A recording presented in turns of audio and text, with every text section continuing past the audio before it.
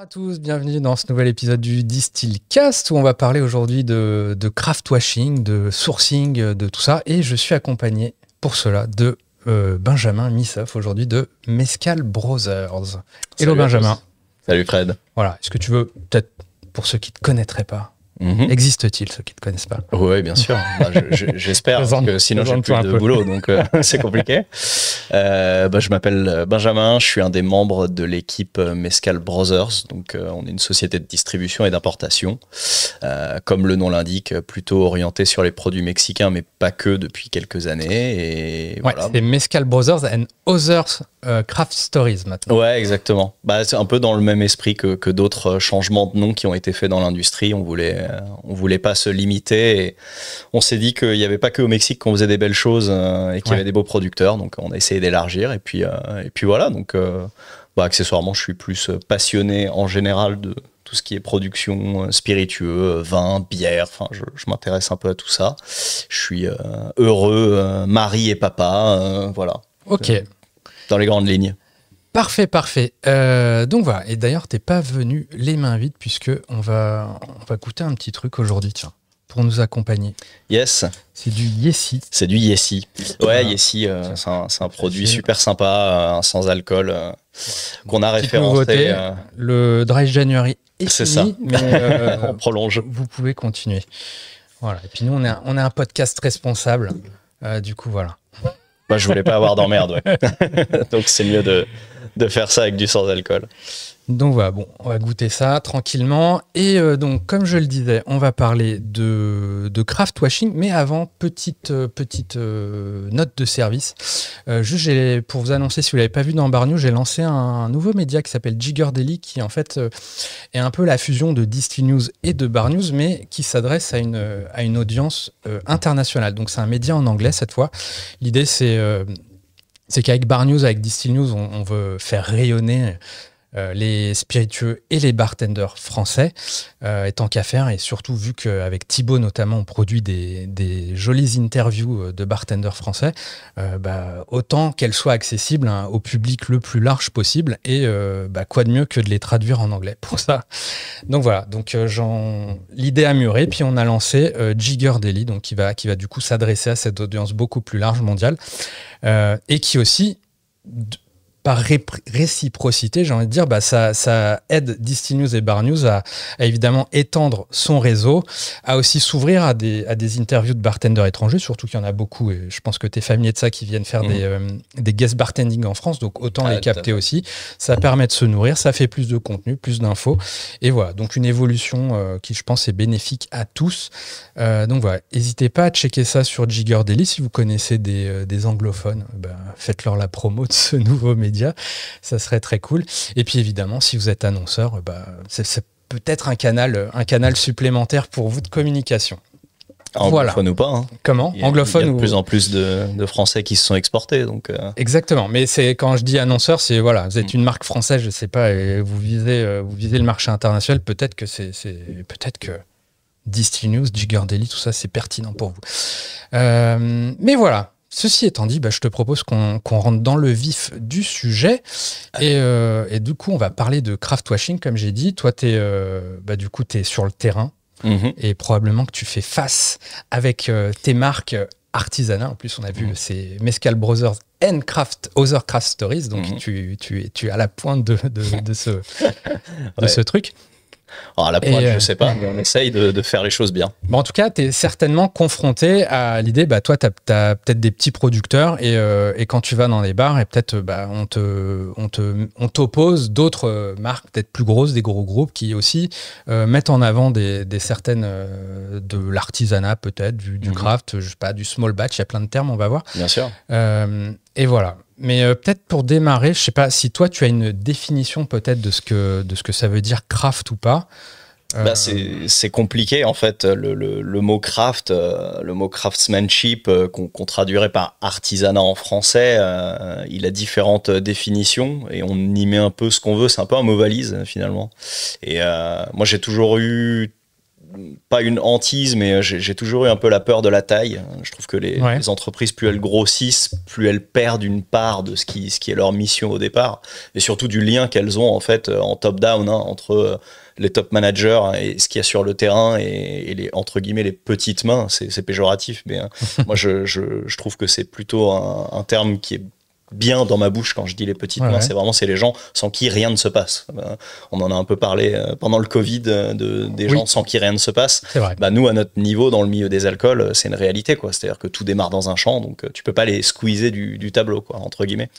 Mais l'artisanat ou le craft, c'est le truc qui est fait à la main, quoi. En fait, la réalité, c'est que la main, le fait de tout faire en petit, t'oblige finalement à avoir une certaine taille, et donc forcément il y a une notion de taille qui va rentrer en ligne de compte, même si mettre une limite entre guillemets à partir de laquelle tu n'es plus craft, je trouve que c'est toujours compliqué parce que ça dépend complètement de où t'es et de comment tu travailles, de l'accès ou pas que tu as à de la technologie. Nous on est confronté à ça tout le temps sur les spiritueux mexicains parce que c'est beaucoup des villages, c'est des petites opérations entre guillemets, donc à leur échelle dès que t'as un alambic en cuivre, en fait t'es plus craft, quoi. Donc c'est très compliqué parce que tu te compares toujours, quoi. Le craft, c'est une comparaison, donc t'es le pas craft d'un autre.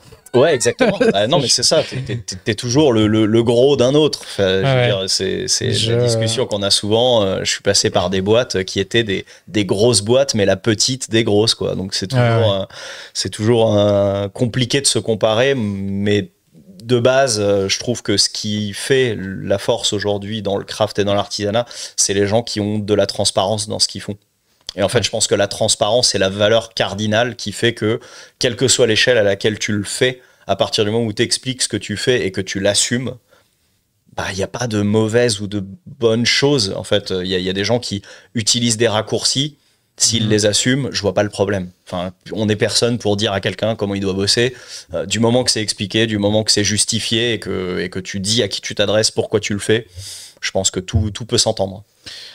Mais en tout cas, spontanément, et je pense qu'il y a beaucoup de gens qui écoutent ou qui regardent ce podcast qui, effectivement, on leur dit artisanat craft, ils pensent à cette notion de fait à la mano, un truc à taille humaine. Voilà. Maintenant, c'est là probablement que le point d'achoppement débute. C'est qu'en réalité, autant artisanat, si vous faites un peu de recherche, il y a un cadre légal au mot artisanat. Il y a notamment le fait d'être... il faut être immatriculé, il faut pratiquer un des métiers dans la liste des métiers de l'artisanat.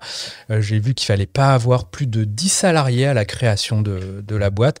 Et qu'il y a même, pour dire qu'il y a un cadre, c'est que visiblement, vous risquez même une amende assez salée, a priori, si vous avez un usage abusif de ce terme. Donc voilà. Donc le mot artisanat, en tout cas, lui, il est cadré. En revanche, quand on regarde, et probablement c'est là que le contournement commence, c'est que le mot craft, lui, même si nous, on l'entend, comme tu viens de l'expliquer, en fait, il n'y a pas de définition légale de craft. Et j'ai un exemple assez parlant pour ça, qui est, on a l'American Craft Spirit Association, donc qui gère, qui cumule notamment des datas sur le craft, entre guillemets, aux États-Unis. Et en fait, quand vous regardez les petites lignes de ce que c'est le craft pour l'American Craft Spirit Association, c'est une production de pas plus de 750 000 proof gallons. C'est bien. Ce qui équivaut, je crois, à putain, il faudrait que je refasse la conversion, mais je crois que c'est 350 000. Non, mais je crois qu'ils le mettent là, non ah oui, en LAP, tu veux dire. Parce que c'est ça, oui. C'est 394 000 caisses de 9 litres. Donc imagine, donc on parle de millions de litres, tout simplement. Bien sûr. Donc voilà, visiblement, aux États-Unis, où tout est plus gros, le craft est plus gros aussi. Donc, il va y avoir beaucoup d'acteurs craft en France, si on prend cette définition. Oui, je pense que tous sont craft en fait. Je sais pas, peut-être que les plus gros. Peut-être pas Grey Goose. Non, peut-être pas Grey Goose, là pour le coup, je saurais pas dire en termes de taille. Mais voilà, donc on voit déjà un premier point où, merde, quand on parle de craft à quelqu'un ou à quelqu'un d'autre, on voit qu'il peut y avoir des en fait, on parle pas la même langue, tout simplement. J'ai vu qu'il y avait un autre moyen aussi pour contourner le fait qu'on n'utilise pas artisanat. Il y en a qui vont dire small batch. Mais small batch, pareil, si quelqu'un vient vous voir, même Benjamin vient vous voir et vous dit j'ai une prod de small batch, demandez-lui qu'est-ce que ça veut dire. Concrètement, qu'est-ce que ça veut dire. Parce que pareil, quand vous faites des recherches chez des gros producteurs de whisky, un small batch, ça peut être 10 fûts. 10 fûts, ouais, pourquoi pas. Mais ça peut être aussi 200 fûts. Voilà, quand on tape 200 fûts, je pense que pareil, si on parle de production de whisky en France, il n'y a pas beaucoup de distilleries qui ont 200 fûts en stock déjà.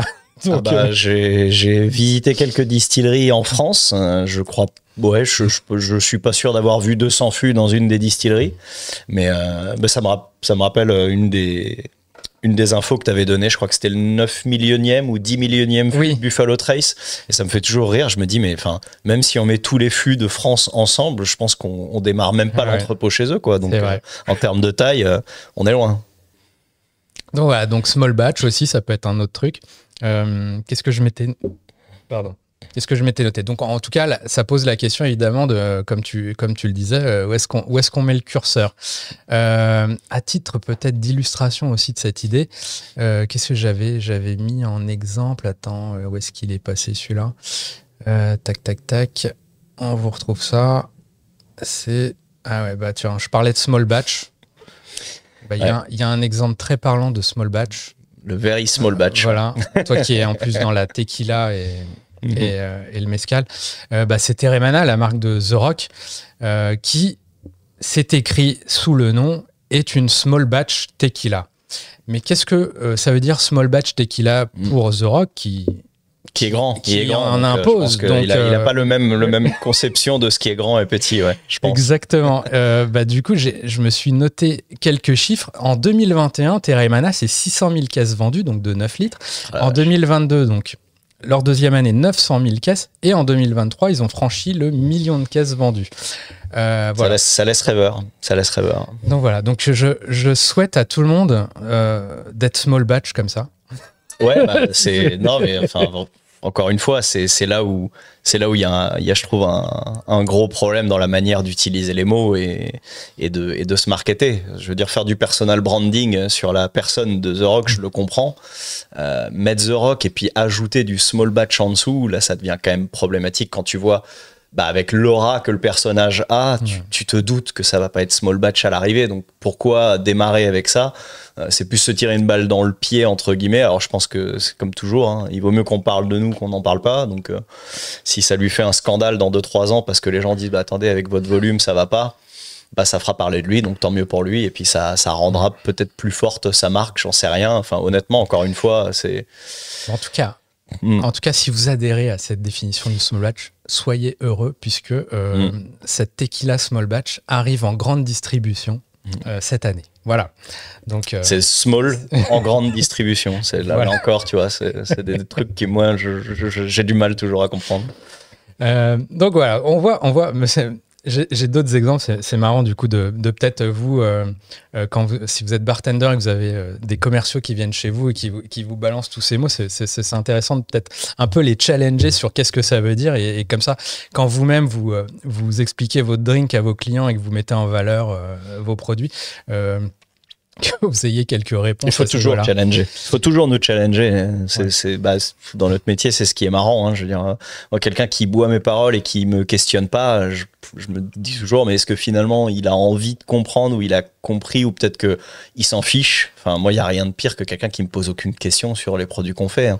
Je veux dire, c'est désespérant. Je pense que c'est la première passion de ce métier-là, c'est de découvrir. Donc, il faut échanger, il faut poser des questions. Enfin, n'hésitez pas à challenger. On est là pour ça. Hein. Mais d'ailleurs, tu fais beaucoup de masterclass ou ce genre de choses On essaye. Alors, on a un temps forcément qui est partagé. On est une petite PME, hein, donc un temps partagé. C'est combien de personnes justement? On est 5 actuellement. On est 5. Okay. On a recruté l'année dernière Victoire qui a rejoint l'aventure et Antoine qui était à la maison du whisky avant et chez Bacardi. Et voilà, donc maintenant on est 5 pour toute la France. Ça fait pas beaucoup. C'est pour ça que dans les journées, faire des masterclass, nous, ça reste dans l'ADN. Hein. Je dis toujours, on n'est pas des des gens qui vendons des bouteilles. En fait, on est des gens qui racontons des histoires. Les histoires, il faut qu'elles puissent être racontées par la personne qui nous achète la bouteille. Un barman qui peut pas parler du produit qu'il sert, bah, c'est pas très cohérent. C'est comme un chef de cuisine qui ferait une recette et qui serait pas capable d'expliquer pourquoi il l'a fait ou pourquoi il a eu cette idée. C'est un peu dommage. Donc la masterclass, ça fait partie des outils de formation. Moi, j'ai plein de rêves. Hein. J'aimerais bien avoir des formats courts, des trucs où je peux expliquer des choses. Enfin, je fais de temps en temps sur mon Instagram des explications de bouteilles parce que c'est important. Je veux dire, on est aussi le relais sur le terrain de gens qui sont à l'autre bout du monde. Ils nous confient la marque, c'est pas simplement pour la vendre, c'est aussi pour raconter ce qu'ils font. Donc ouais, les masterclass, ça fait partie. Bon, on va pas dire qu'on en fait une par mois, mais presque. Ouais. Ok.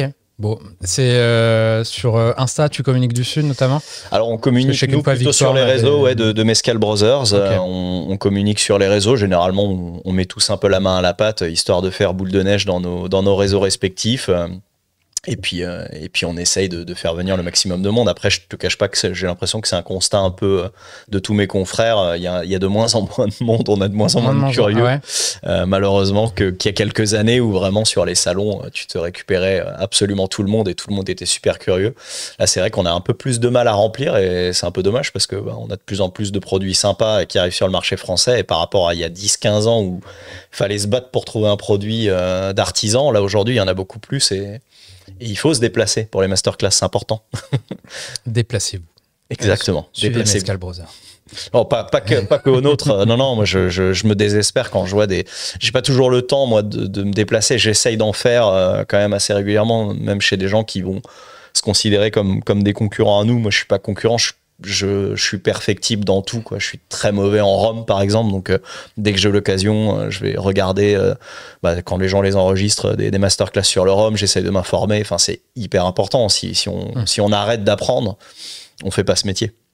Ce métier, on apprend tous les jours. Moi, j'en apprends sur le mezcal tous les mois. Donc, les gens me disent, ça fait 7 ans que t'es dedans. Le mezcal, je le connais toujours pas. Je comprends toujours pas ce que c'est le mezcal, en fait. Parce qu'il y a toujours des nouvelles choses qui arrivent. Il y a toujours des nouvelles manières de faire. J'aurais une question pour toi sur le mezcal. Ah, avec plaisir. Avec plaisir. Mais moi-même, j'apprends des choses dans ce podcast, notamment avec toi là, avec Chris les autres fois, qui d'ailleurs sera de retour au prochain épisode. Donc voilà, pour ceux qui se demandent. Mais voilà, du coup, tu vois, faire les épisodes comme ça, c'est super intéressant. J'avais un autre exemple là, pour revenir sur le côté. On revient à Craft. Ouais. J'ai un autre truc, c'est une boîte qui s'appelle Barrel Craft Spirit. Alors, quand tu t'appelles Barrel Craft Spirit, tu vois, t'as le nom qui évoque des choses. Et Barrel Craft Spirit, du coup, je me suis dit, peut-être faites cet exercice vous aussi, hein, quand on vous présente quelque chose, c'est faites vos recherches. Et en fait, Barrel Craft Spirit, c'est des cuves d'assemblage de 240 hectos, c'est 42 chais et c'est 1 million, c'est une capacité d'1 million de caisses annuelles. Voilà. Donc, pareil, une autre vision du craft, mais qui correspond a priori à la définition de l'American Craft Spirit Association. Tant que ça colle à la définition, c'est bon. En fait, c'est le problème du label ou de l'appellation. Hein. Je veux dire, tant que tu colles dedans, du coup, tu en as les qualités, entre guillemets, automatiquement. Donc, alors, j'ai un autre exemple qui peut-être parle à beaucoup de gens, qui est assez emblématique. Pareil, c'est Tito's. Tito's Vodka, qui est historiquement, a priori, une toute petite affaire, mais qui a eu un grand succès, et on souhaite à tout le monde d'avoir un grand succès comme Tito's, évidemment. Mais ce qui est assez amusant, et ça leur a même valu, je crois, des attaques d'associations de consommateurs, c'est qu'en fait, Tito's, sur l'étiquette, il y a écrit Tito's Handmade Vodka. Et en fait, handmade, on parlait de tout à l'heure, le craft, l'artisanal, pour nous, ce que ça évoque, c'est à taille humaine, quelqu'un qui fait à la main et tout, pas industriel, quoi, l'inverse d'industriel. Et Tito's, qui est en réalité la plus grosse marque de vodka aux États-Unis. Tito's, c'est... je crois que c'est de loin, d'ailleurs, sur les... Oui, je crois que c'est devant, de loin, Smirnoff, qui est deuxième, il me semble. C'est c'est même 12 millions de caisses. Tito's, 12 millions de caisses écoulées en 2023, il me semble. Hop, ouais, c'est ça. Plus de 12 millions de caisses ça fait beaucoup de écoulées en 2023, loin devant Smirnoff, qui était ridicule avec 8,6 millions de caisses. Mais voilà, donc on peut, visiblement aux États-Unis, on peut faire à la main 12 millions de caisses, pardon. Si c'est pas beau, ça. En tant que c'est écrit dessus, de toute façon, c'est que ça doit être vrai. Hein. Exactement. Mais c'est amusant, du coup, je regardais un peu les class action, ou je sais pas comment on appelle ça, qu'il y a pu y avoir. Visiblement, il y a eu différents jugements, et dans un des jugements, je crois que le juge a estimé que finalement, il n'y avait pas de problème, que finalement, les consommateurs étaient finalement assez intelligents pour comprendre que si cette vodka est partout, elle n'est pas faite à la main. Bref. Bien sûr. Après, c'est la sacro-sainte responsabilité du consommateur. C'est souvent malheureusement ce qui est mis en avant pour justifier du craft washing ou des pratiques commerciales qui sont un peu douteuses. C'est de dire, mais les gens sont intelligents, ils vont le savoir. Vous pensez bien que si on le dit, ils vont pas nous croire sur parole. Je pense que si. Je pense que si. Et c'est notre responsabilité en tant que gens qui mettons des produits sur le marché de pas raconter n'importe quoi et de pas prendre les gens pour des saucisses, quoi. Voilà. Donc, enfin voilà. En tout cas, c'est pas, je porte pas du tout de jugement négatif sur toutes ces marques-là. Hein. Je pense qu'elles sont très appréciables aussi. Ça n'empêche pas, mais en tout cas, je pense que c'est super intéressant, et c'est pour ça que je trouvais ce sujet intéressant de podcast, c'est aussi d'être capable de prendre du recul sur ce qu'on dit, de ne pas tout prendre pour argent comptant, d'aller vérifier, de poser des questions, que ce soit à Ben ou aux représentants de Tito's, je crois que c'est Major, de Teremana, je crois que c'est Major aussi, de toutes ces marques, n'hésitez pas à les questionner. Et toi, tu m'avais parlé d'un petit site qui apparemment était très sympa pour aussi se documenter sur les spiritueux, si vous voulez faire des recherches. Alors malheureusement, il semblerait que le site n'est plus en ligne, mais grâce à la magie d'Internet, j'ai retrouvé des petits snapshots. Et c'est un site qui s'appelait knowyouralcohol.com, il me semble, c'est ça? Je crois que c'était une marque de vodka à la base qui s'appelle House, comme la maison en allemand, qui avait publié ça. Et je pense que c'était pour se faire, eux, en fait, l'explication de ce qu'ils étaient et de pourquoi est-ce qu'ils faisaient ce qu'ils faisaient.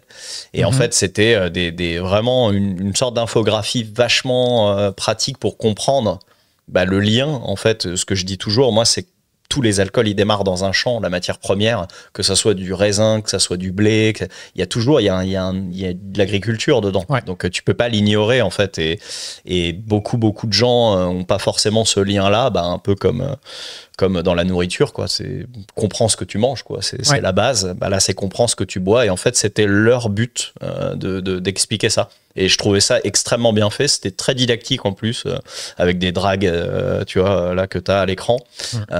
Exactement ça. Ouais, si vous êtes en audio, sachez qu'on est aussi dispo en vidéo sur YouTube et sur Spotify, et on affiche quelques compléments d'infos. Voilà. Donc ouais, tu vois, forcément là c'est exactement ça, quoi. L'alcool, c'est de l'agriculture, donc toute une explication. Et ils avaient surtout fait une explication de justement qu'est-ce que les étiquettes finalement disent, qu'est-ce que ça peut faire penser, qu'est-ce que ça peut faire croire, la concentration qui existe dans le monde des alcools, puisque j'ai des chiffres qui sont pas forcément à jour, mais il y a plus de 39%, je crois, des grosses marques et des plus vendues qui sont détenues par 3 à 4 acteurs, en fait, comme dans le milieu de la bière. Et ça te permettait, en fait, de te reposer. Encore une fois, c'est pas de juger est-ce que c'est bien ou c'est pas bien, c'est juste de se dire j'ai le tronc commun. Moi, c'est ce que je dis toujours dans le mezcal. Je vous apprendrai pas ce que fait une ou l'autre marque. Je vous donne le tronc commun de ce qui se passe au Mexique pour qu'ensuite vous soyez curieux vous-même. Mais au moins, vous avez la capacité de comprendre et de questionner. Et c'est exactement ce que ce site nous invitait à faire, en fait. C'est de se dire, est-ce que finalement, vous vous êtes déjà posé une question sur les bouteilles que vous avez chez vous? Et si vous l'êtes posé, est-ce que vous avez eu du mal à trouver des informations ou pas? Et quand on a du mal à trouver des infos, c'est pas souvent bon signe, parce que ça veut dire que finalement on n'est pas capable de pouvoir retracer où est-ce que ça a été fait, qui l'a fait, de quelle manière. Moi, c'est un grand motif de frustration pendant pas mal de temps, c'est que de voir toutes les marques en fait qui sont produites en marque blanche. Ce qui n'est pas un mal en soi, hein. Évidemment, on peut créer une marque et faire des très beaux produits sans les produire soi-même. On n'a pas forcément l'unité de prod. Mais je trouverais dommage des fois qu'on galère à juste savoir, en fait, c'est fait où, quoi, tout simplement. La marque blanche, c'est vrai que c'est moins connu ou reconnu à l'échelle du milieu des spiritueux, mais dans le vin et dans le champagne notamment, ce qu'on appelle l'achat sur latte, c'est très commun. C'est-à-dire que tu achètes et tu mets ton étiquette dessus. Donc finalement, c'est pas toi qui l'as fait. Tu vends une marque, tu vends pas un producteur. Tu vends pas une manière de faire, tu vends pas un lieu, tu vends pas un produit, finalement, tu vends une marque. Ouais. Voilà, bravo aux marketeurs. Voilà. Ouais, après, ça montre la force et il y a des réussites commerciales, moi, que j'admire, alors que je suis loin de ces valeurs-là, d'un point de vue production ou autre, mais où je me dis, en fait, réussir à faire accepter à tant de monde son produit de cette manière-là, c'est un tour de force. Donc, on peut que admirer dans certains cas. Moi, ce que je souhaite souvent mettre en avant aussi, c'est que quelle que soit votre échelle, si vous êtes producteur ou quoi, vous pouvez communiquer en fait. Évidemment, le marketing, c'est des budgets, ça coûte pour être vu, mais même à petite échelle, vous pouvez, et puis, bon, évidemment, le cliché, c'est que les réseaux sociaux, c'est gratuit, blablabla. Même si c'est pas vrai, mais... ça l'est plus trop, non, mais, pour le coup. En tout cas, il y a des outils... Et moi, je suis souvent frustré parce que quand bien même tu peux être ultra artisanal, ultra fait main et tout, ça t'empêche pas. Tu peux faire une petite photo, la poster sur Instagram. Ça coûte pas grand chose et ça peut diffuser le message. Bien sûr. Et des fois, c'est très dommage que des marques. Moi-même qui fais de la veille de manière proactive, pour le coup, des fois, j'ai beaucoup de mal à trouver de l'info sur des choses alors que. On a ces outils et tout le monde peut le faire, quoi. Donc c'est dommage, des fois vous tirez un peu une balle dans le pied, mais voilà. Mais évidemment, ça j'en suis persuadé. Tu peux avoir le meilleur produit du monde au final, si tu communiques pas, c'est dommage, personne ne le saura. C'est sûr. Et par contre, tu peux avoir un produit très médiocre, mais très bien communiqué dessus, et puis juste ça marche, quoi. Parce que c'est comme ça que ça c'est comme ça. Ouais, voilà. Bien sûr. Non, mais je trouve que tu as raison. Il y a beaucoup de. Alors, probablement par manque de temps pour beaucoup, et puis souvent parce que ça leur parle pas. Moi, je le vois, je fais des réseaux sociaux comme je fais de la musique de philharmonique. C'est-à-dire que je suis vraiment pas du tout dans la finesse. Je suis pas doué. En fait, c'est spontané. Et je vois que ça n'a pas de retour réel. Mais au sein de ma petite, entre guillemets, communauté et de mes clients, du coup, j'en ai qui me suivent. Et c'est ce lien, en fait, que tu gardes. Et je trouve qu'il y a quelques producteurs qui le font, même quand c'est fait très simplement. C'est juste de se dire... je sais pas, je pense à Benoît de chez Bose Garcia, qui poste de temps en temps des photos de sa mélasse en fermentation, et c'est des trucs, c'est très visuel au final. Donc même si tu passes pas 2 heures à essayer de comprendre ce que c'est, tu le vois, ça te parle, tu te dis tiens, le quotidien de ce mec-là, c'est pas le mien, donc peut-être que ça me donnera envie d'aller plus loin. Et donc, c'est parfois des petits pushs comme ça qui te donnent envie de chercher plus et de voir que y a des gens qui bossent pas forcément dans des colonnes de raffinerie et qui ont juste une pelle et qui démarrent le matin. Ça humanise. C'est aussi une question de confiance. Toi. Si Benoît te dit demain, je fais quelque chose d'artisanal, en fait, la manière dont il a communiqué dessus, c'est alors il y a un terme, je sais plus en littérature, mais on dit show don't tell, tu vois. Ouais. Donc je vois l'idée. C'est donc en fait la congruence, on dirait, la cohérence entre les actes et les paroles. En montrant tes fermentations et tout, tu fais la démonstration de ce que t'es. T'as pas besoin de dire je suis craft et tout. En fait, tu t'en as fait la démonstration simplement par l'image. Et ça crée un rapport de confiance et forcément derrière t'es plus il y a plus de connivence et quand il va sortir un truc, je sais pas, avec des feuilles de figue ou je sais pas quoi, ça te parle plus que quand je sais pas, si Zorok il me dit qu'il a fait un whisky craft, tu vois, je sais pas lequel. C'est ça. Lequel des deux. T'as complètement raison. C'est en fait ça crée un lien de confiance. Alors qui est le lien de confiance qu'on crée dans cette industrie de toute manière, c'est-à-dire que t'achètes des gens plus que t'achètes des marques. En réalité, si on parle que du milieu du bar, les marques c'est plus au niveau du consommateur en B2C que tu vas retrouver ce lien-là. Mais un barman, au bout d'un moment, il achète une personne et s'il lui a fait confiance sur une marque, c'est vrai, ça. Il va partir du principe que ce qu'il y a à côté, si on lui raconte quelque chose, il va le prendre pour vérité. Il va pas le remettre en question. C'est pour ça que je dis souvent aux gens, questionnez-moi, parce que c'est pas parce que je vous ai vendu quelque chose qui était bien avant, peut-être que demain ça le sera moins, et en fait si vous me challengez pas, Alors, en gros, je peux vous raconter ce que je veux. Alors, spoiler, on essaye de rester dans la cohérence chez nous. Mais voilà, on n'attend pas, c'est pas acquis, quoi. C'est pas acquis que la personne avec qui tu travailles sera toujours dans la même idée que toi. C'est pas acquis que quelqu'un qui a vendu des spiritueux craft dans l'avenir ait pas envie de trucs qui sont un peu plus flashy, bling bling, ou qui rapportent peut-être un peu plus d'argent et qui s'en éloignent. Et c'est pas quelque chose d'évident, mais c'est vrai que ce lien de confiance que tu crées, bah, il rayonne en fait sur l'ensemble du catalogue. Nous, on le voit chez Mescal Brothers, quand on rajoute un produit, on a beaucoup de clients qui nous suivent dessus sans le goûter, quoi. Ils se posent moins la question, ils se disent, bah, finalement, s'ils l'ont sourcé, c'est qu'il y a une raison. Oui. Et le sourcing, pour moi, c'est ça, c'est la force de se dire, je suis allé chercher ce qui était cohérent avec ce que je faisais déjà, et je ne prends pas quelque chose qui n'est pas cohérent avec ce que je fais pour que justement les gens puissent y aller entre guillemets aveuglément, dans une certaine limite évidemment, mais ça nous sert forcément, donc c'est beaucoup mieux comme ça. Mais bah bravo, c'est ça la victoire, c'est que c'est quand les gens après te font une confiance aveugle sur ce que tu sources parce que tu as prouvé en fait. Bah c'est plaisant, c'est royal. C'est gratifiant, c'est plaisant, et puis nous ça nous fait plaisir aussi parce qu'on se dit finalement bah, on a fait un choix qui était peut-être pas une évidence, où on s'est dit, bon, bah, à un moment donné, on a cru à quelque chose. Je pense que dans le monde du vin, les gens connaissent ça, hein. C'est le sentiment de, oh, là, j'ai pris une claque, ou j'ai eu un instant à moi qui est particulier de consommation, d'échange. Et ça, j'ai envie de le dupliquer, j'ai envie de le rendre aux gens parce que c'est un boost d'adrénaline, de satisfaction.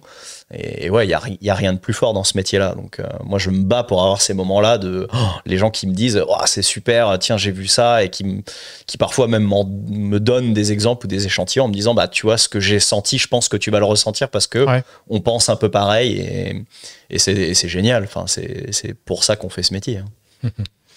Magnifique. Et d'ailleurs, je vois que tu as une casquette Cultive. Est-ce que tu peux en parler ?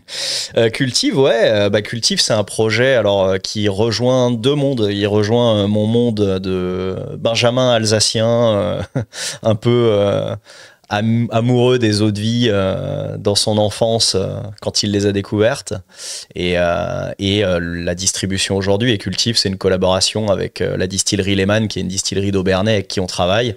Et l'idée du nom est venue justement de ce fait de relier l'agriculture finalement à la distillation. Donc là, tu communiques sur qui le produit. Hein. Ouais, complètement. C'est tout à fait transparent. C'est produit par Lehmann, c'est fait dans des alambics à eau de vie qui sont des alambics alsaciens. Enfin, c'est de l'ultra local avec du grain qui vient d'Alsace. Du coup, on est vraiment, c'est ça le but en fait. C'était de remettre un peu le terroir dans une catégorie qui en a pas forcément, où les gens se disent bon bah la vodka c'est un alcool neutre. Moi je dis toujours c'est le mot neutre, il veut rien dire. Neutre, bon c'est neutre.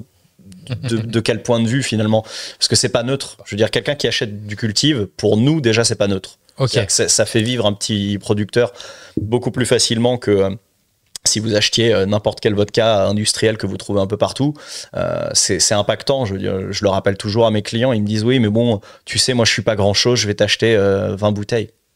20 bouteilles, c'est pas rien. Enfin, je veux dire, c'est absolument pas rien pour une marque qui démarre, c'est absolument pas rien pour un petit artisan. C'est 1 plus 1 plus 1 plus 1 qui font la force, puisque on ne cherche pas à faire de la masse, on cherche à convaincre des gens qui sont connaisseurs et qui ont envie de belles choses. Donc Cultive, c'était ça l'idée. C'était de se dire finalement sur le gin et la vodka, et ben la provenance matters, comme disent les Américains.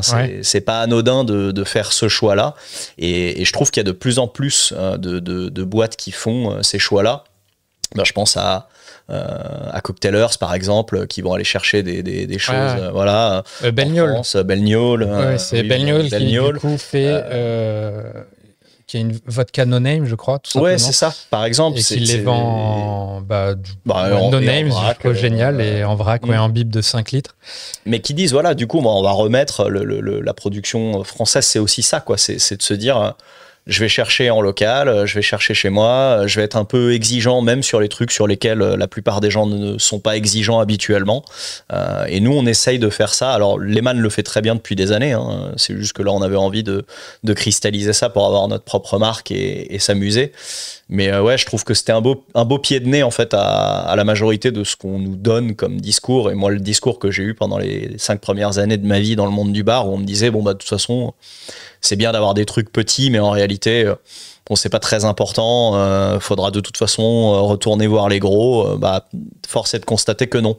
Je pense qu'aujourd'hui, on peut travailler avec des projets comme Cultive, avec des projets comme Belgnol, avec des projets comme Benoît, avec la distillerie du Viaduc, avec voilà, des gens qui sont plus petits, mais qui bossent bien et qui mettent en avant la manière de faire français, quoi. Donc c'est plutôt bien. Je l'avais vu d'ailleurs, ouais, leur infographie. Je me suis amusé à calculer le nombre de bouteilles qu'on avait économisé nous avec notre vrac. Ouais. On a plus de produits, mais je trouve que c'est fort ce qu'ils font. C'est Mathieu Henry qui a parlé dans la newsletter qui a communiqué justement sur. Donc il vend la vodka notamment en bib de 5 litres, il me semble, si ma mémoire est bonne. Ouais, c'est du 5. Ça, c'est du 5 litres. Ils en ont vendu donc 2328 en 2024. Et du coup, ils ont fait le calcul de combien ça faisait de bouteilles, d'équivalent bouteilles de 70 centilitres économisées. Et c'était beaucoup, c'était 16 628. Et puis, ils s'amusaient à comparer c'est quoi l'impact environnemental de ces 16 000 bouteilles. Mais il faudrait que je lui demande ces calculs, comme ça je pourrais l'appliquer chez nous. Ça m'a challengé de voir le truc. Je me suis dit, on est un peu plus, mais c'est fort ce qu'ils font. Ouais. Vraiment, c'est fort. Ouais, non, je trouve ça très cool.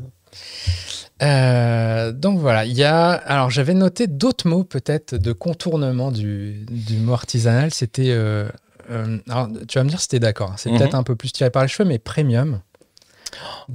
Dans le sens, en fait, je l'entends dans le sens où il y a une notion quand tu penses au luxe. Et je sais pas si tu penses, à la maroquinerie, à des trucs comme ça, où tu t'imagines, tu parlais de petites mains qui confectionnent ces objets de luxe à la mano. C'est pas des vilaines machines qui les font. Et c'est pour ça, des fois, je me demande, est-ce que l'emploi du mot premium pas une manière dans l'imaginaire de dire aussi c'est du handmade, c'est du craft, c'est du petit lot, c'est exclusif, tu vois. Je pense, ouais. Je pense que c'est un des mots les plus galvaudés de notre milieu. Non, mais vraiment dans le sens où moi j'ai toujours du mal à comprendre ce qu'on veut dire par premium, parce que est-ce que premium ça veut dire de qualité? Et alors si tu dis de qualité, à ce moment-là, il y a beaucoup de produits qui peuvent être considérés premium. Est-ce que tu dis premium parce que, et nous on le voit dans le discours commercial, quand tu dis premium, les gens y réfléchissent, ça va coûter cher. Ouais. Je veux dire, et c'est là où je trouve qu'il y a un vrai problème, c'est que le mot premium, on l'utilise pas du tout de la même manière. C'était, je t'avais dit en off par rapport à l'observatoire du gars qui disait, on a questionné les clients qui achètent du premium, et la définition de premium était notée dans leur observatoire, des gens qui dépensent 20 € pour une bouteille d'alcool. Ah, c'était 20 €, c'était pas plus? Non, 20 €. Et alors 20 € TTC. Je sais que typiquement chez Diageo, là, quand ils font leur organe plus luxe, ils définissent ça par plus de 100 $. Exactement. En fait, tu vois, c'est où est-ce que tu mets le truc, parce que si tu pars du principe que premium c'est 20 €, il n'y a pas beaucoup de produits au final en alcool craft enfin voilà, c'est à ce moment-là tout ce qu'il y a en supermarché est premium, puisque des bouteilles à moins de 20 € d'alcool, à part des trucs qui rendent aveugle, il n'y a pas grand-chose. Dans le contexte économique actuel. Et en plus avec le contexte de prix, quoi. Encore une fois, le mot premium pour moi veut tout et rien dire, et malheureusement, comme il est balancé à toutes les sauces, en fait, il en a perdu de sa substance et de son intérêt. Mais je crois que le mot qui arrive après est à peu près au même niveau de... Ouais, un autre qu'on voit pas mal ces derniers mois, ces dernières années, c'est terroir aussi. Terroir, c'est un autre moyen de dire... je sais pas, ça c'est localisé, c'est localisé, donc c'est petit. C'est ça. Terroir, c'est un terme qu'on utilise beaucoup dans le mezcal, et qui est hyper important à plusieurs égards. C'est que pendant longtemps, en fait, le mot terroir, on l'utilisait pour dire la provenance géographique. Ouais. J'en disais, un terroir, finalement, c'est une zone. Sauf que la zone, qu'est-ce qu'elle reflète? Elle reflète les gens qui y ont vécu pendant des milliers d'années, les pratiques, les cultures, la manière de vivre, la manière de consommer, comment ça s'est développé économiquement. Et donc, en fait, le terroir, c'est un peu comme premium. C'est-à-dire que si tu dis le terroir, je sais pas moi, de Clermont-Ferrand, tu vas dire oui, mais Clermont-Ferrand, l'hypercentre, ou Clermont-Ferrand, la périphérie, enfin, ça devient très compliqué. Et le terroir, dans le milieu du vin, terroir parisien, c'est souvent lié juste à la géographie, alors qu'en réalité, c'est lié à tout le reste. Et en fait, c'est pour ça que maintenant, j'essaye d'un peu moins l'utiliser. J'avoue que c'est un peu un de mes péchés mignons en masterclass, parce que en fait, ça explique beaucoup aux gens.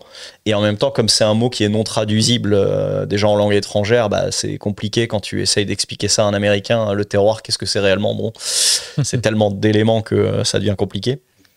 Et nous, il y a trop de paramètres en fait au Mexique pour qu'on puisse. Tu démarres avec terroir et en fait tu digresses et t'en as pour 2 heures quoi, expliquer toutes les possibilités et tout ce qui existe autour. Donc ouais, c'est un des mots qui est dur, est dur et qui à mon avis est trop utilisé et par nous les premiers. Hein, donc on est fautif comme tout le monde. À challenger aussi. Exactement. Alors l'autre, bon. Je sais pas s'il est parcellaire. On voit aussi beaucoup maintenant. Il y a beaucoup de communication sur voilà, ce rhum, il est fait avec telle parcelle, ce whisky avec telle parcelle, et qui est un autre moyen. Des fois, pour le coup, celui-là, je le trouve plutôt légitime comme terme. Enfin, je sais pas, je le vois moins, je l'imagine moins galvaudé. Néanmoins, on pourrait imaginer que tu as une exploitation colossale au Texas, je ne sais pas. Par exemple. Et en gros, t'es un marketeur plutôt malin. Tu te dis, mais on va tout subdiviser bien sûr. en parcelles. Bien sûr. Alors, et hop là. C'est juste, hein. Non, mais pour le coup, le terme parcellaire, il est issu du milieu du vin. Là, on va pas se leurrer, c'est un emprunt au milieu du vin. Hein. C'est-à-dire que le cadastre, les parcelles, la classification, c'est quelque chose qui est très très utilisé dans le vin. Pourquoi ? Parce qu'on parle de sol et que du coup on parle de l'impact du sol sur le goût. Je pense que dans la canne à sucre, ça a son sens. Moi je suis persuadé, je fais partie des gens qui estiment que la canne à sucre, c'est un produit qui a un terroir d'une manière plus ou moins marquée. Je suis pas expert dedans, donc je peux pas dire à quel point, mais j'en suis intimement convaincu.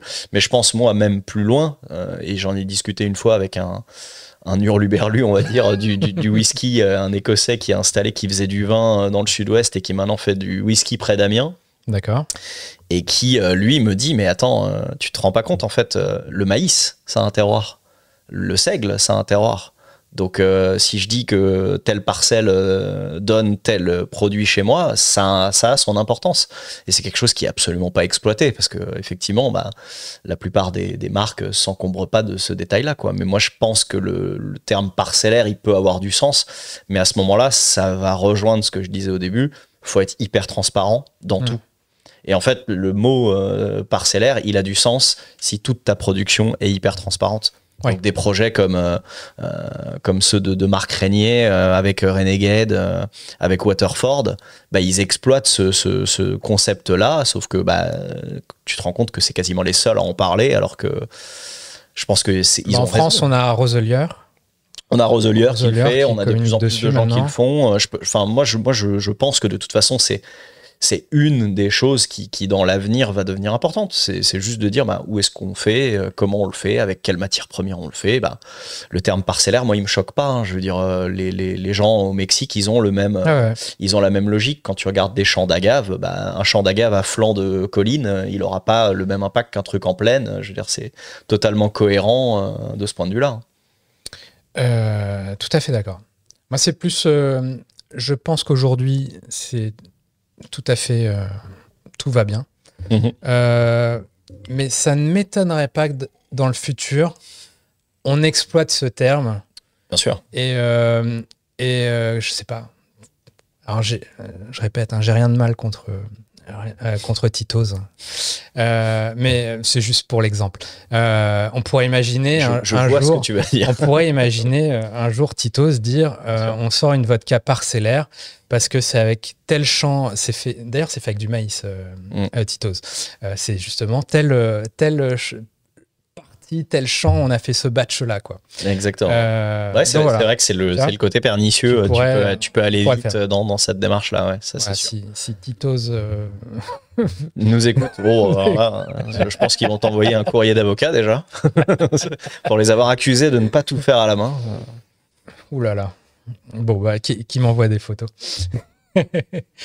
En tout cas, voilà. Qu'est-ce que j'avais noté? Bon, alors là, on sort un peu du craft washing, mais je pense que le craft washing s'inscrit dans une notion de storytelling plus globalement. Et peut-être d'autres trucs qu'on peut challenger, c'est que je m'étais noté, c'est toutes les marques qui mettent en avant depuis 1800 quelque chose, depuis 1900 quelque chose, qui parfois de manière tout à fait légitime, évidemment. On conteste pas ça et des fois c'est purement c'est parce que vaguement il y avait un truc, ils se sont découverts un ancêtre qui a fait un truc il y a 200 ans et hop là, tu vois. Ouais, je vois. C'est comme je vois il y a des distilleries qui ferment, qui réouvrent, mais qui du coup dans leur réouverture, alors que le projet entre la fermeture et la réouverture il s'est passé des décennies et puis ça n'a plus rien à voir quoi. Et revendique cette histoire antérieure et le market, tu vois. Alors que tu pourrais légitimement questionner est-ce que c'est vraiment pertinent vu que c'est un nouveau projet aujourd'hui, quoi. Ça l'est. Alors, le terme depuis telle date, je pense que c'est plutôt présent dans des présentations marketing où les gens disent depuis telle période les parcelles appartiennent à telle famille, ont été réexploitées, réadaptées. Moi ce qui souvent que je vois plus c'est plutôt fonder en et avoir vraiment cette antériorité. Je pense que l'antériorité elle a du sens si tu as une transmission. On le voit dans le Calvados notamment où on a des gens qui sont 5e génération, ils ont toujours été cidriculteurs, distillateurs et puis tu te dis finalement c'est qu'il y a une patte qui va se retrouver d'année en année. Je trouve que là pour le coup ça a de l'intérêt parce qu'il y a aussi une transmission. Je reviens toujours à Lehmann, mais Lehmann c'est un peu ça quoi, c'est de dire dans la salle des alambics de Lehmann, il y a un alambic qui symbolise le fondateur, il y a un alambic qui symbolise l'arrière-grand-père, il y a un alambic qui symbolise le grand-père et il y a un alambic qui symbolise le père et maintenant le fils. Et donc, en fait, tu as un nombre d'alambics et ils sont mis en route finalement par la génération à chaque fois. Donc, ça marque un changement. Et quand tu vois l'alambic ambulant du démarrage alimenté à chauffe au bois et que tu vois le truc de 1500 litres de maintenant, c'est des pots de style, ça reste petit, c'est pas des colonnes. Mais bon, tu vois que tu as changé d'échelle et d'époque, quoi. Donc, ça te crée un lien aussi historique qui est plutôt sympa à voir. Et effectivement, à ce moment-là, tu te dis, OK, là, il y a une patte, il y a un truc, et ça veut dire quelque chose. C'est pas juste pour dire, ça fait 300 ans qu'on fait ça. C'est que ça a de l'importance et que ça peut pas être fait ailleurs, quoi. Donc, c'est ce qui marque aussi la singularité. En tout cas, ça reste des éléments que vous pouvez toujours challenger et questionner, peut creuser un peu plus. Toujours. Pour voir, est-ce qu'il faut le prendre au pied de la lettre ou non. Je sais pas si on a fait le tour de la question, mais pas mal fait le tour déjà. On a parlé pas mal de choses. Je pense en termes de conclusion, et je pense que tu l'as déjà esquissé déjà dans tes réponses, c'est que finalement tout ça, peu importe. Tu vois, small batch, craft. Enfin, moi je le vois comme ça. Tu dis craft, tu dis small batch, même dis artisanat, je m'en fous. Finalement, la clé, c'est dans quelle mesure tu es transparent sur ce qu'il y a derrière. Exactement. Si tu dis que tu es craft et que derrière tu es capable de dire sans rougir, on est craft et puis si tu me demandes la prod, c'est tant de litres. Bien sûr. Mon unité de prod, c'est ça, je le produis ici, je le fais comme ça. Très bien. Et après, chacun juge et puis dit OK, ça match avec ma définition ou pas. Tout à fait. Et voilà. Et puis c'est comme, tu vois, tous les débats, moi je fais le parallèle avec tous les débats qu'il y a, mettons, dans le rhum, sur est-ce qu'il faut dire le dosage qu'il y a dans le rhum, est-ce qu'il ne faut pas le dire, est-ce qu'il faut éliminer le dosage du rhum ou pas du tout. Moi j'ai envie de dire, en fait, on s'en fout. Si tu le mets clairement sur ton étiquette et que le consommateur il est capable de lire l'étiquette et se dire, OK, bien sûr. Là, il n'y a pas de sucre, là, il y a du sucre, là, il y a beaucoup de sucre. Et il fait son arbitrage tout seul, quoi, tout simplement. Par contre, si tu lui donnes pas l'info, il est finalement il est tributaire de est-ce que tu le bullshit ou pas. Voilà. Ouais, non, mais c'est ce que j'essaye de faire comprendre toujours quand j'ai des amis et qu'ils dégustent quelque chose ou ils goûtent quelque chose et que je leur dis, ah, mais tu sais que tel ou tel produit peut-être pourrait plus te plaire et parce que ça, voilà ce qu'il y a dedans, voilà un peu les taux de sucre, des choses qui sont de la prod, qui sont vraiment des trucs de geek. Nous on est dans l'industrie, donc c'est plus facile. Et en fait, il y en a beaucoup qui me disent, je m'en fiche. Oui. Je dis, bah, si tu t'en fiches, dans ce cas, il n'y a pas de problème. Mais si tu avais eu l'info en amont, est-ce que tu aurais fait ce même choix? Est-ce que ce choix aurait été éclairé? Ou est-ce que finalement tu y vas parce que tu sais pas? C'est là où je pense que la transparence, de toute façon, elle aidera. Alors, elle aidera surtout les petits. Il faut pas se leurrer non plus. Oui. Les petites productions, les gens comme nous à petite taille qui travaillons plutôt avec des gens en direct distillerie, avec des artisans où on essaye d'être le plus proche possible, où on fait un peu plus de localité. Et c'est aussi pour ça qu'on prend le virage de la localité et qu'on essaye d'avoir moins d'alcool qui viennent de plus loin. C'est parce que c'est plus facile d'aller les voir. Hein. Je veux dire, on va pas se leurrer. Moi, je suis un peu tributaire quand je travaille avec une distillerie à l'autre bout du monde de ce qu'ils m'envoient tant que je suis pas allé visiter. Ouais. Et j'ai pas envie de faire exploser mon empreinte carbone, donc je vais pas y aller tous les 4 matins pour vérifier tout ce qu'ils font.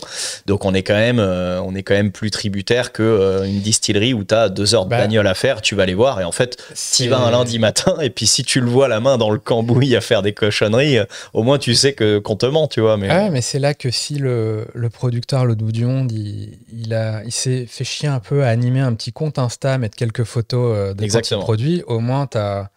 Enfin voilà, même si c'est ça. Avec l'IA, il va pouvoir feinter, évidemment. Ouais, il pourra peut-être, ouais. Non, mais montrez votre quotidien. Si vous êtes petit producteur, artisan, montrez votre quotidien. C'est ce qu'il y a de plus fort. Moi, c'est ce que je dis toujours. Le storytelling, c'est une chose. Mais nous, on fait pas de storytelling. En fait, on raconte juste le quotidien et la vie des gens. Et le quotidien et la vie des gens, finalement, c'est ce qui intéresse la plupart des consommateurs parce que c'est une histoire et que l'histoire, ça te relie à la personne qui fait. L'argument marketing, est-ce que c'est beau, est-ce que une bouteille rose art déco qui te plaît, c'est bien, mais ça te relie pas à l'histoire de la personne. Ouais. Ça te relie à l'objet. Mais en réalité, quand tu bois le truc, c'est de te dire, bon, ben, c'est le sang et les larmes de quelqu'un. J'étais chez un ami vigneron il y a pas longtemps qui nous expliquait, il dit, mais il y a 4 jours, je me suis effondré en pleurs sur mon tracteur. Et puis là, je suis très content de passer un moment avec vous et vous buvez ma bouteille. Et voilà, et ce que vous buvez, c'est mon sang, c'est mes larmes, c'est mon quotidien en fait. Et il y a des jours où c'est pas drôle, et il y a des jours où c'est drôle. Et en fait, c'est juste parce que c'est la vie, quoi. Elle est pas toujours simple. Parfois, c'est plus simple, parfois, c'est plus dur. Et nous, on essaye de créer ce lien-là. Et la transparence, ça fait partie de ça. Donc, je pense que c'est là où c'est le plus important, en réalité. Carrément. Mais bon, il y a beaucoup matière à digresser, je pense. Beaucoup trop. C'est sûr. Parce que, tu vois, on parle de transparence, de petit et tout.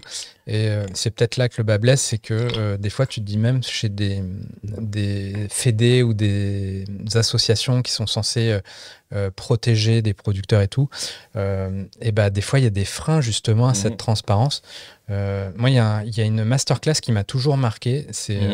C'était à Whisky Live, c'était Compass Box, qui en fait expliquait que lui, il aimerait pouvoir communiquer de manière totalement transparente sur qu'est-ce qu'il y a dans ces bouteilles.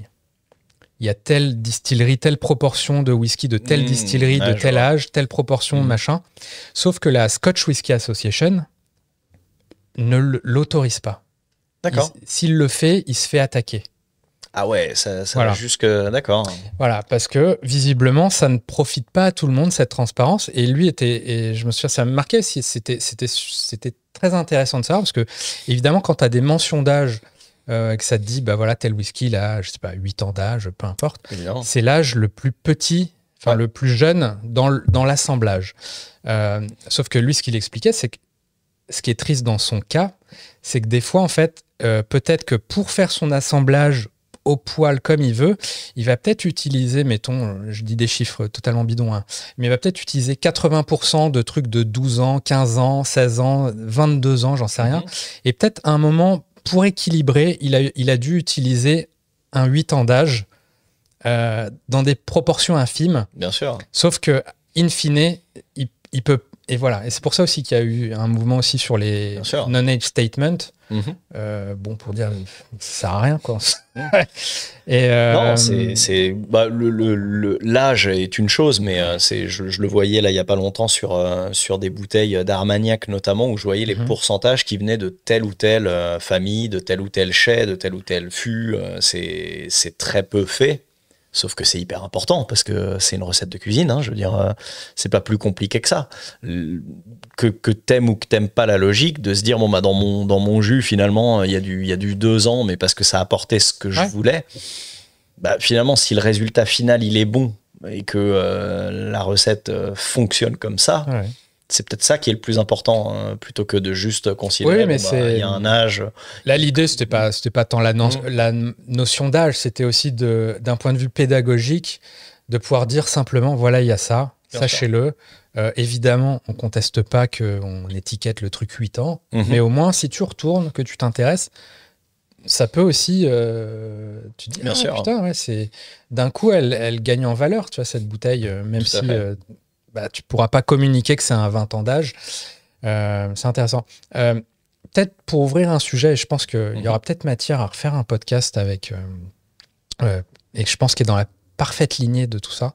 Peut-être avec David aussi. Parce que je pense à ça, c'est le CRT au Mexique sur la tequila. On va s'attaquer à un sacré sujet. Hein. Qui, par exemple, visiblement, n'est pas favorable à ce que des producteurs communiquent sur est-ce qu'il y a des additifs ou non dans leur truc. Ils ont leur vision de... voilà. Sauf que c'est une vision qui profite évidemment aux plus gros producteurs.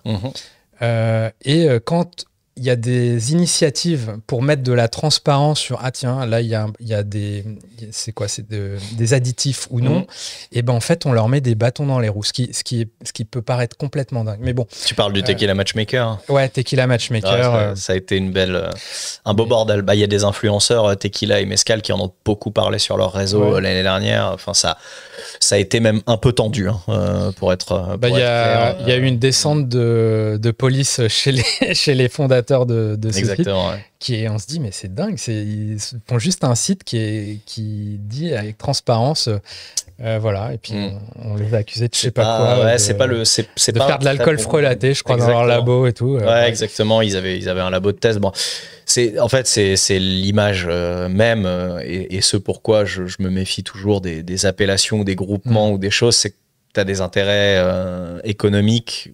Et la transparence, finalement, elle fait pas toujours le jeu de tout le monde. Donc, elle fait le jeu du consommateur, très clairement. Et c'est là où on essaye d'être un peu les chantres de cette défense-là, parce que ça aide le consommateur, hein, c'est tout. Je veux dire, le producteur, lui, bon, est-ce qu'il a intérêt ? Oui, dans la mesure où son produit va être plus respecté par le consommateur s'il est transparent. Si le consommateur, ça le touche pas et qu'il y a trop de fumée et que finalement il y voit rien, c'est sûr que le producteur petit, il va pas en bénéficier, et c'est le plus gros qui va se retrouver gagnant. Donc, mais Tequila Matchmaker, c'est un cas d'école. Mais alors, je serais probablement pas effectivement la personne la mieux placée pour ça. Il faudra avoir quelqu'un qui est sur le terrain au Mexique, parce que ça a été plus qu'un tollé. David, probablement, mais je pense à Victor, notamment, avec qui on travaille, qui est un ancien employé Mezcal Brothers et avec qui on collabore encore beaucoup et qui est installé au Mexique. Salut, c'est Victor, au soleil, que tu es, et qui lui vit le terrain avec les producteurs. Donc ces sujets-là, oui, c'est le tir à la corde, hein, de toute façon, sur ce territoire, pour l'agave, entre le mezcal, la tequila, les producteurs de sirop d'agave. Enfin, c'est une guerre permanente, et ça m'étonne qu'à moitié qu'on en arrive à des extrêmes comme des descentes policières chez des gens qui pourtant ont vraiment fait le jeu de la catégorie tequila pour la qualité, hein. Pendant des années, ça a été une bible. Moi, toutes les tequilas, je les passais par Tequila Matchmaker pour savoir quoi en penser, quoi. Donc, bon. Alors, en tout cas, si ce sujet voudrait qu'on creuse ça sans filtre, En long, en large. N'hésitez pas à me le dire. Sans filtre et du coup avec protection policière. Voilà. Exactement. Voilà, je sais pas si tu as quelque chose à ajouter. Non, merci beaucoup. Où est-ce qu'on peut te suivre sur Mescal Brothers, plutôt Instagram. Alors je suis actif sans être actif parce que c'est un compte qui était un compte personnel qui est devenu un compte de travail. Donc j'essaye de raconter un peu ce qu'on fait. Mais sinon, vous suivez le compte de Mescal Brothers. C'est un petit peu plus fourni, un peu plus régulier. Mais vous pouvez suivre tous les membres de l'équipe Mescal Brothers. Il y a leur prénom, _ Mescal Brothers à chaque fois. Et comme ça, vous aurez une bonne idée de ce que font Louise, Victoire, David et Antoine avec moi. On essaye d'être quand même assez présent, et puis venez au masterclass quand on en fait. On sera ravis de vous accueillir. On a des très très belles personnes qui passent régulièrement. On avait Niki il y a 10 jours là qui était avec nous, la fondatrice de Neta, qui a fait un tour de France. J'avais communiqué dessus. Voilà, c'est vraiment rare d'avoir des gens aussi pointus sur le territoire, donc faut en profiter. C'est un bon luxe, donc on essaye de le faire. Donc voilà, vous pouvez aller donc sur Instagram, sur le compte de Mescal Brothers, et exactement. vous avez tous les comptes qui sont listés, effectivement. Exactement. Si vous voulez leur Puis il y a pas mal de belles stories. Je sais que David est plus doué que moi, donc il fait des petites vignettes que vous avez à chaque fois sur le compte Instagram. Vous pouvez voir des visites de distilleries, des productions, des manières de faire, des événements qu'on a fait par le passé. Enfin, il y a énormément de choses. Et abonnez-vous si vous voulez à la newsletter Mescal Brothers. On vous l'envoie si vous m'envoyez votre mail directement sur Instagram. Je vous inscrirai dessus. Carrément. Bah écoute, merci beaucoup d'avoir fait l'intérim au moins une fois. Merci à toi. Chris sera de retour. Voilà. Au retour Ben de aussi Chris. sera potentiellement de retour s'il le souhaite. Voilà. En tout cas, super intéressant. J'espère que ça vous a éclairé sur le craft, le pas craft, le small batch, le pas small batch. Ça vous aidera peut-être à challenger certains trucs. Évidemment, ça ne veut pas dire que tout est à jeter. Moi, j'aime beaucoup de marques industrielles et il n'y a pas de problème. Voilà. Voilà, exactement. Il en faut pour tous les goûts, pour tous les goûts, exactement. Pour tous les budgets. Puis il y a des trucs industriels qui sont très bien faits. Voilà, c'est pas. Exactement. C'est pas le procès. C'est pas le procès de l'industrialisation, mais c'est juste de mettre un peu plus de transparence dans tout ça. Je pense exactement. On y sera gagnant. C'est le mot de la fin. Transparence. Merci beaucoup. Super. Allez, à très vite. Au revoir. Ciao, ciao.